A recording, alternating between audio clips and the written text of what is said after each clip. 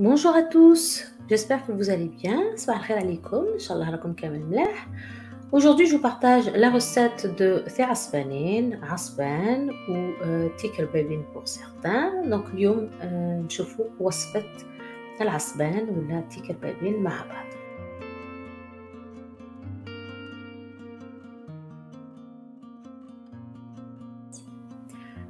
La recette est très simple. Donc, dans un faitout, j'ai fait revenir 2 morceaux d'agneau. Donc, j'ai fait revenir dans de l'huile végétale 2 morceaux d'agneau.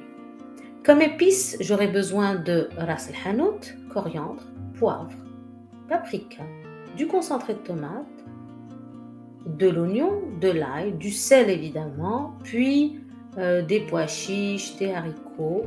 J'expliquerai la recette donc en détail. La première préparation, c'est la sauce elle-même. Donc, je fais revenir mes morceaux de viande. On fait revenir jusqu'à ce qu'on voit que la viande est devenue un petit peu brune, donc marron. La couleur marron veut dire que ma viande, elle commence à prendre du goût. Et c'est un signe que ma sauce va bien. Donc, on fait bien revenir sa viande. J'ai épluché l'oignon, l'ail. Je les ai passés au robot. Je les rajoute au-dessus, donc je le rajoute à ma marmite. Je vais aussi rajouter les aromates, donc les épices en même temps. J'ai mis du sel, du paprika, ras el hanout, coriandre, poivre noir et je mélange tout ça avec la cuillère en bois. Donc quand on fait revenir une viande, on a toujours une cuillère en bois pas loin pour mélanger de temps en temps pour que ça ne colle pas au fond. Si ça colle au fond et que ça brûle, la sauce est finie. Donc, si ça brûle, c'est fichu. Je mouille après ça mon mélange avec de l'eau chaude jusqu'à ce que ma viande soit bien couverte. J'ai rajouté donc des pois chiches crus avec des petits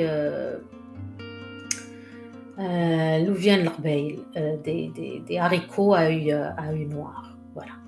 Je fais cuire ma sauce environ 1 heure à couvert. Une fois cuite, je prends un bol de la sauce. Donc j'ai pris un bol de la sauce de côté. J'ai coupé une carotte et 2 courgettes. Coupées en petits dés, je les ai rajoutées. On va passer à la préparation de la semoule. Donc dans une dufna, dans un grand récipient, j'ai mis 2 bols de semoule moyenne. 1/3 jusqu'à 1/2 bol d'huile d'olive. Donc ici, c'est de l'huile d'olive pure que l'on met. Je sale, donc je mets à peu près 1 cuillère à café sur chaque bol de semoule, un petit peu de poivre et toutes les épices que j'ai mises dans la sauce. Donc j'ai mis du paprika, ras el hanout, coriandre et poivre dans ma sauce. Je mets la même chose dans les boulettes de semoule. Dans la semoule, j'ai mis aussi un oignon haché, un petit peu d'ail, de la menthe hachée finement, de la coriandre. Vous pouvez aussi rajouter du persil si vous voulez, mais les herbes dominantes doivent être la menthe et la coriandre. Okay? Je commence à mélanger. Donc, je mélange mes 2 bols de semoule avec un tiers jusqu'à 1/2 bol d'huile d'olive. On mélange tout ça. Et pour ramasser la pâte, on va utiliser le bol de sauce qu'on a pris. Voilà. C'est pour ça que j'ai réservé un bol de sauce de côté. Une fois ma pâte bien ramassée, je commence à façonner mes boulettes. Les boulettes de la taille d'un œuf à peu près.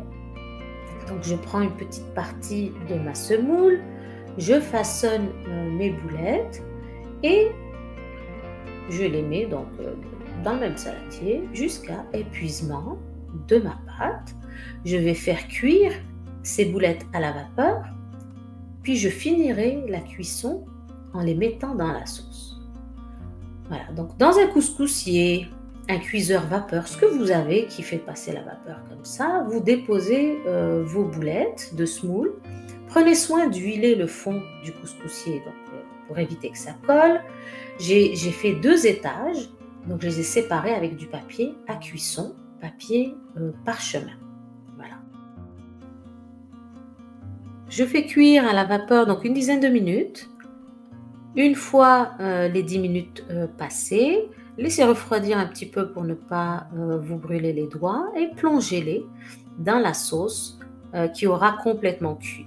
Donc rappelez-vous qu'on a mis des légumes dans la sauce, des carottes et des courgettes. Vérifiez la cuisson de vos légumes et laissez finir la cuisson donc des boulettes une dizaine de minutes, pas plus.